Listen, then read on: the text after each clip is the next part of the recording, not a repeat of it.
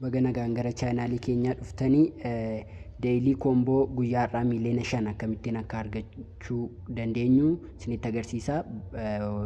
Deeyilii koomboo kana ni xunna jechaadha. Akkuma kana arginu bakkoota gaaffii jiran kana sadan guutuu qabnaa jechaadha. Bakkoota sadii kana gaaf gunnu miiliyoona 5 asitti argitan kana nuuf kennaa jechaadha. Kanaaf isa jalqabaa kan argannu PR tiimii jalaatti arganna.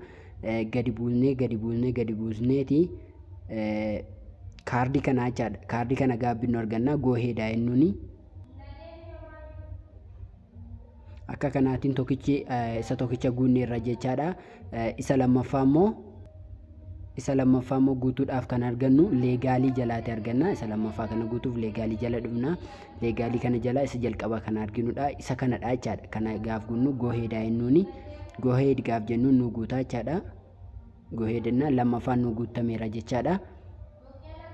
Isa sadaffaa kana kan argannu isa sadaffaa kana guutuudhaaf jechaadha kan argannu ispeeshaalii jalaatti arganna. Ispeeshaalii jalaa gadi buuneeti kanadha jechaadha. Kana gaaf gunnu miiliyoona 5 arganna. Gooheedha jennuuni.